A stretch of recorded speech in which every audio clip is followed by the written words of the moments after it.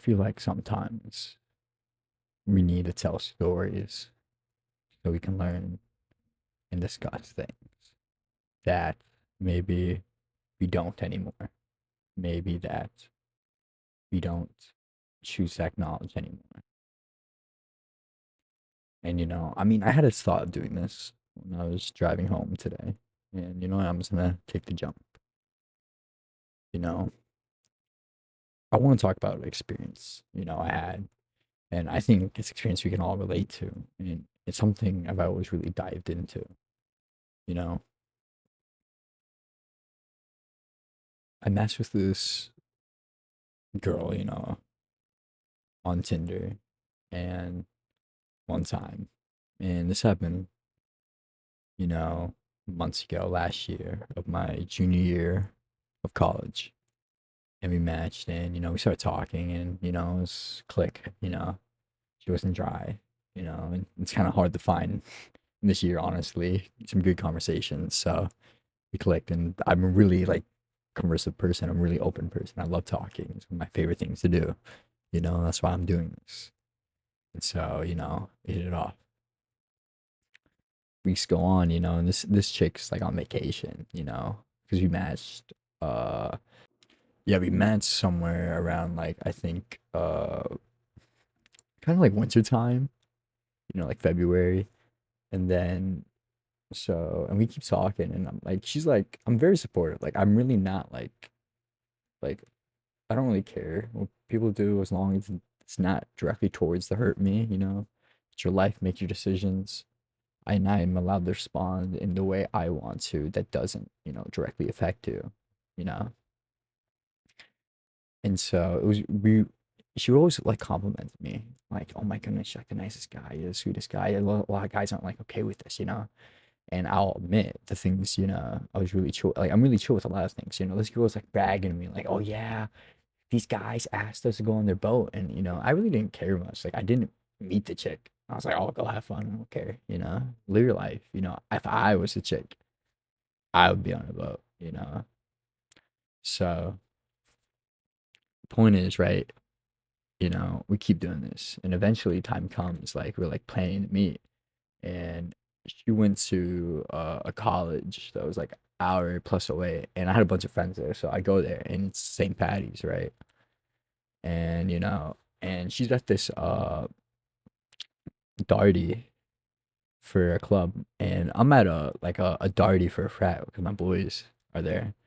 And I'm chilling. It's a big darty, right? And she's like texting me like, "Yo, when you're gonna pull up to this darty so we can meet?" Because we plan a meeting at like the darty she was gonna be at.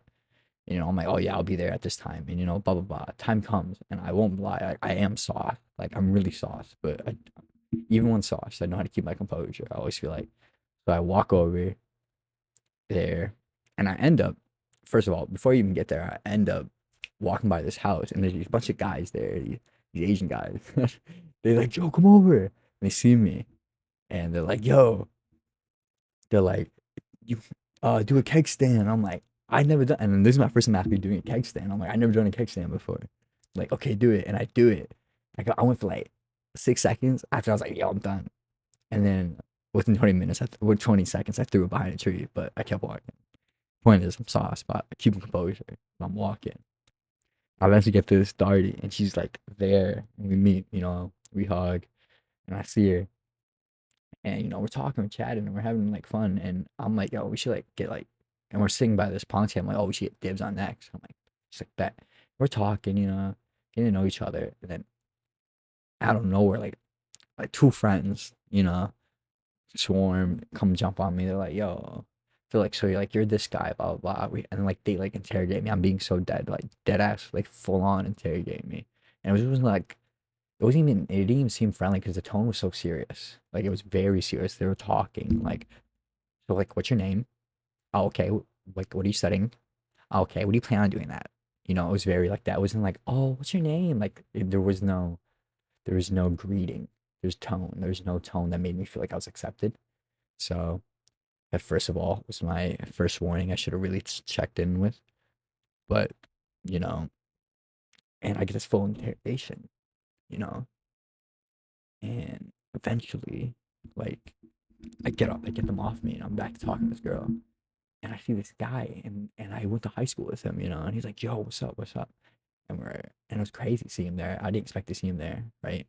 But he comes into play. That's why I brought him up. But eventually, after all this talk, and like, she's like, "Oh, I need to go inside to use the bathroom," and like, I'm still hammered, really. I'm like, "Oh, bet you're cool, go." I like, "Oh, you're good," And as soon as she goes, my boy from high school walks up to me. He's like, "Yo, before you came here, she was walking around and saying, there's this kind of cute guy coming." And I'm like, "What do you mean?" She's like, "Well, it didn't seem like it was a good kind of cute." And I was like, "Oh." And she was like, "Yeah." And he was like, "Yeah." And I was like, "Okay." I, and and in my head, I'm like, like, did this go around like saying, "Oh, I have this like kind of boy coming around." I could like by the way he was saying, he was trying to hint to me like she didn't say kind of cute. And I was like, kind of offended because, like, in my opinion, I'm honestly a pretty good looking dude. And there was an ego hurt. I was just really confused, because why, why would you just be like saying that, behind my back to everybody if that's the truth? It's kind of rude. But whatever, she comes back and like, it's back. Like, we're talking and I'm keeping my composure. And like, I say like hour later, she's like, "Yeah." I'm like, "Go back to my place." It's like, I'm kind of tired. I'm like, "Oh, bet." And I dip. And I go back to my friend's place and I just crash. Like, I sleep. I wake up and she's like texting me and she's like in bed. She's like, "Yo, I'm in bed." And and it was like, I say like 8 or 9 p.m. And my boy's like, "Yo, we're hitting the bars." And I was like, "Hell yeah, I'm down." And so like, and she's gonna be like really flirtatious and honestly, kind of, she's getting a little provocative with it. And she's like inviting me over to her place. And then that's when I kind of called her out. I was like, "Hey, I kind of heard from someone, you know, that you were like going around saying I was like just a kind of cute guy." And she was like, "Oh, don't worry about it. I was like really hammered earlier in the day, so don't worry about it." And I was like, "Oh, okay, whatever." And I just didn't see it. And after that, we kind of like we faded. We faded. It was like, and I didn't like keep talking to her, kind of cut ties. I didn't think too much of it. And then months later, it's July 4th, and my boy comes in, and like, I go to my boy's 4th of July party, right? And the same guy, that was at that party, he's there. He pulls up randomly, and we're talking. He's like, "Yeah, dude, bro." She was like going around saying like, he's like, she really didn't want to talk. Like, she was inviting a guy she didn't really want to talk to, and you know, blah blah blah. And I was like, "Damn," you know. And I thought about it for a few moments in that moment, but I had a lot of other stuff on my mind and going on in my life during this 4th of July, so I didn't really think about it too much, ponder on it. But now, like, I do have the time, like, to ponder on it, really just think, break down this human thinking. Like, I don't know her side, but like, I'm not gonna try to rip apart her side, but what I can decipher from what I've heard from other things and other people, honestly, and the way she's acted. Like, she got really weird after I called her out. I- Is Here's the thing. I get it. I get it. We all look for connection in something and in something. That's what humans are. Humans are very social creatures. That's what we are made to do. And I get it. If people enjoy me for my personality, but I feel like, maybe I wish I was like viewed and like liked. There's one thing to keep it, in your brain, and I say like, "Oh, I don't find this person fully attractive," I guess. But it's another thing to go around and say it. Even when I'm sloshed out of my mouth, I don't actually, slosh trash out of my mouth about other people, and that's facts. I don't, and I think it shows us a lot. I don't know. Did it make her feel more powerful that she was going around saying that, "Oh, this, whatever guy is." But I'm pretty sure when I was there, I was probably one of the most attractive guys, actually. I'm not even trying to brag. Be honest, face card does a lot around here. But it just made me question, about intentions. Like, why?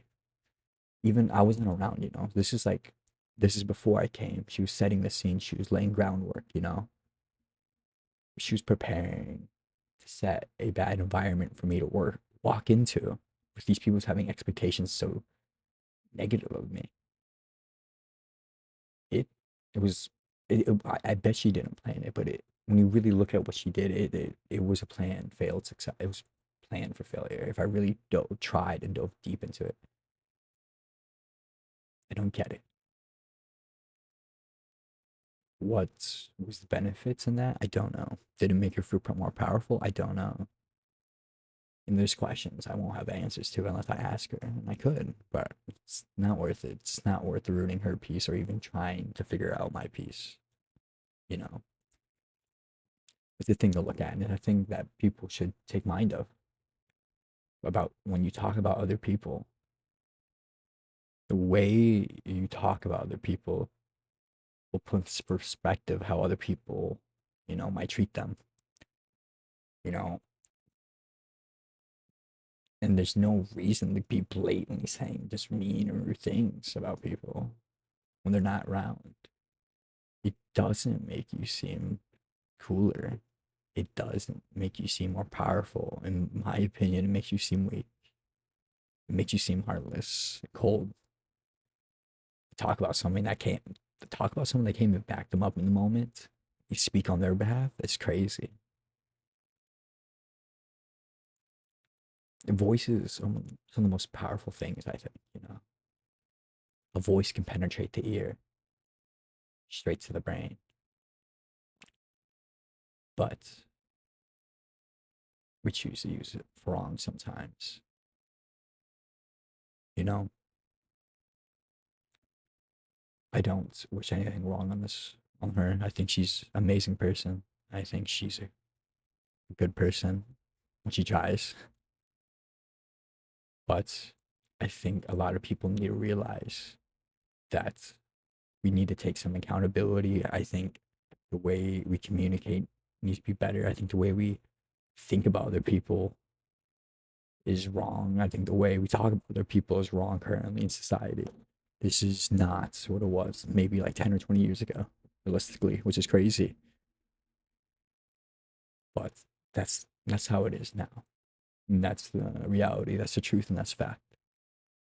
And the only way to change that is to really consider this and really think and really listen. I feel like we need to really think about what are we doing as a society if we're moving somewhere that's socially acceptable and fair. Are we thinking about other people? Like, we need to realize we all have the same rights to live, the same right to do things as everybody else. Everybody deserves the right to understand and be able to express their emotions. No one deserves to be put down just for no reason.